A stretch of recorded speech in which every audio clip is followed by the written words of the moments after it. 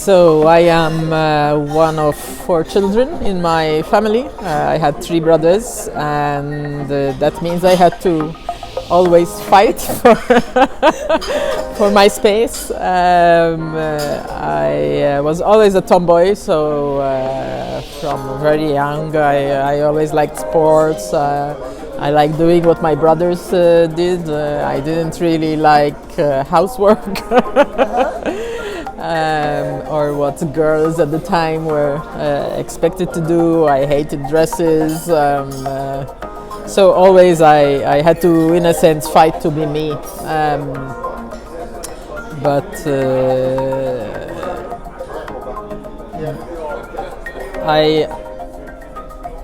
how should I put it? It took me a long time actually to realize that I was a lesbian, because it was not something that was really talked about at the time.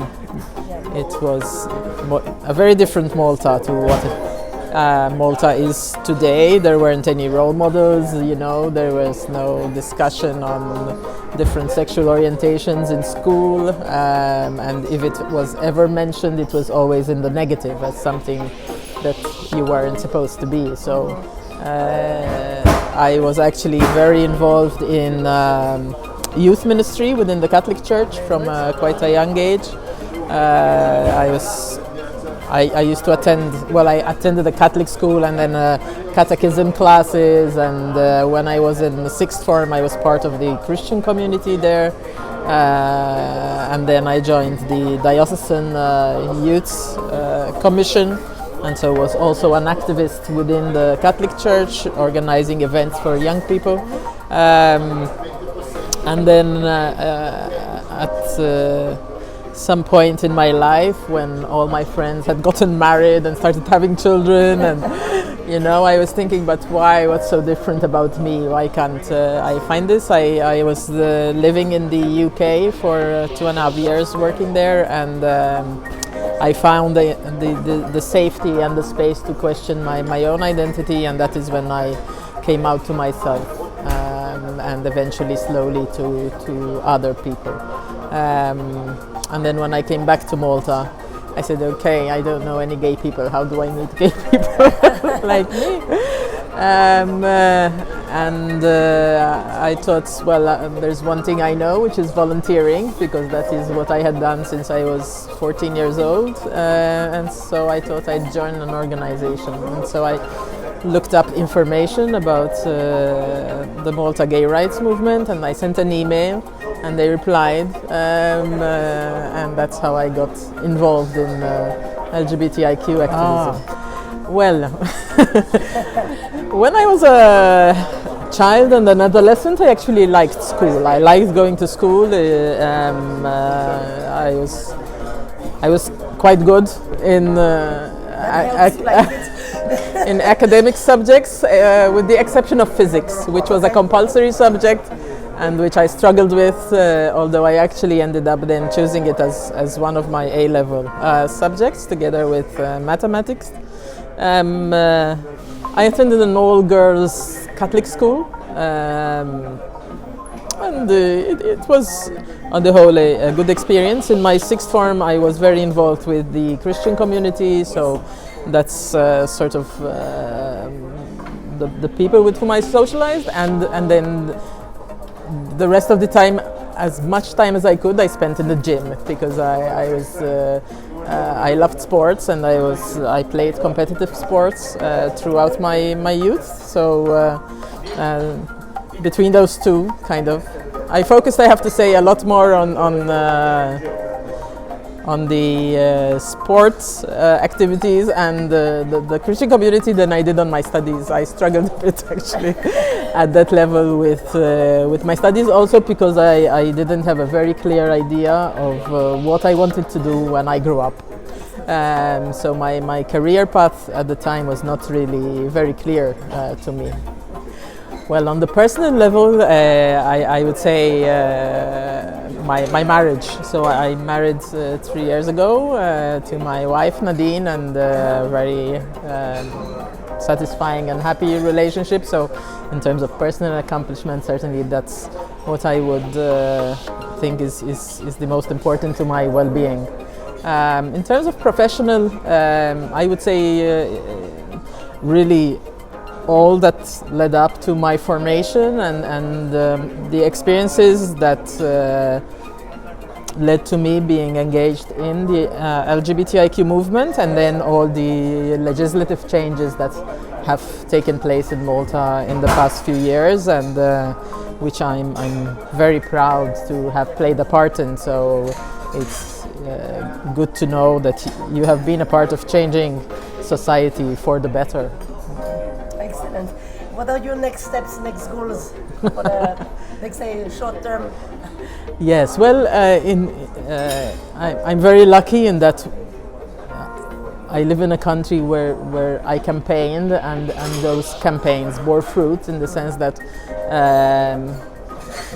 there are very dedicated and committed activists in other countries who struggle to see the changes that we have seen here. But also I'm lucky in that what I did as a volunteer and that what was my passion is now my job. So I now head the sexual orientation, gender identity, gender expression and sex characteristics unit within the Human Rights and Integration Directorate. So now basically I'm doing what I love to do, which is really a very nice experience. Well, I'm almost 49 years old now, so a lot of things in my life have sort of stabilized. What I love to do, well, I love to spend time with my wife and our 2 dogs. So as often as we can during weekends, we find places to go where they can just run freely and have fun. In summer we like to go kayaking, so that's also an activity that we enjoy doing, and to be on the sea in nature and finding quiet spaces where we can just enjoy summer. Away from the crowd. Yes. In terms of dreams, I would say at the moment we're in the process of buying a house. So over the next few years that will take a bit of time and energy to, to set up and eventually move into. So it's Okay. a process. Yes, well, I would say the earlier phases in my career were in some sense a failure. I mentioned earlier I wasn't very clear as a young person on what I wanted to do in terms of my career. I ended up doing a teaching degree in physical education, but I only spent 3 years then as a teacher, and then I moved on to other things, and I changed jobs every three years or so for quite a bit, always related to education or youth work, which was my second area of study. So my career path has been quite not a straight line. Yes. I wouldn't say it's a failure, but it was a struggle, I would say,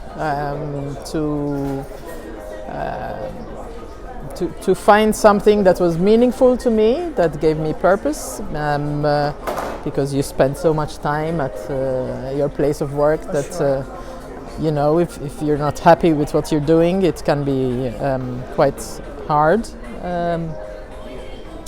But it was, I think I learned also that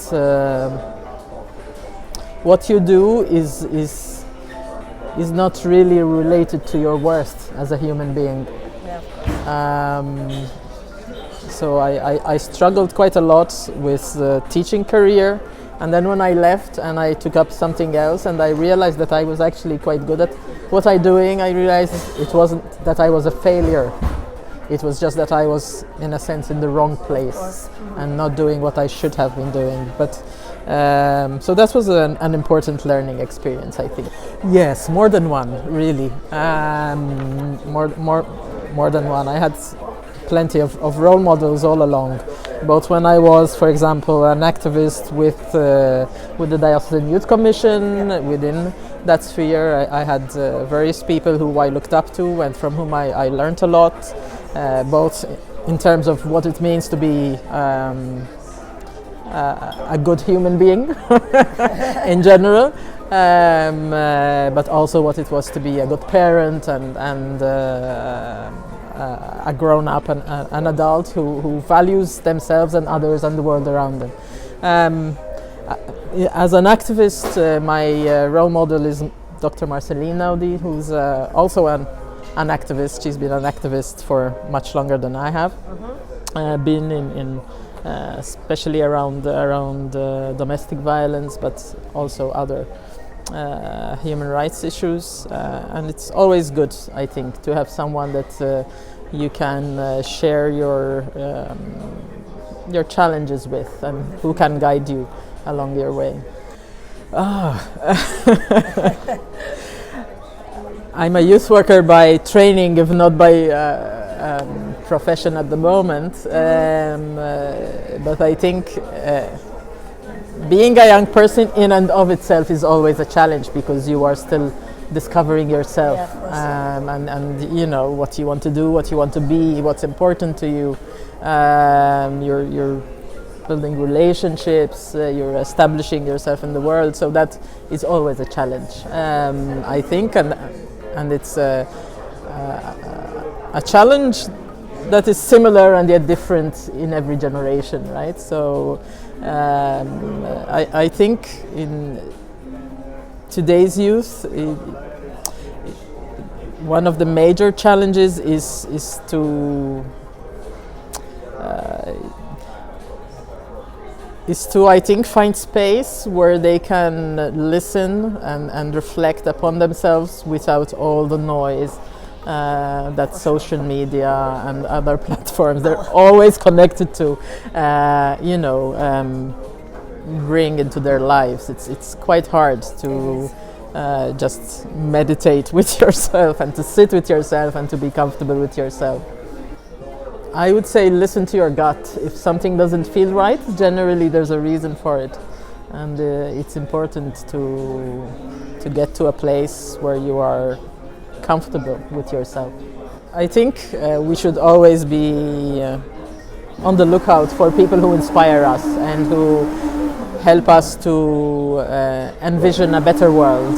And generally mentors are the people who can show us a little bit how we might get to where we want to be. So I think it's an excellent initiative.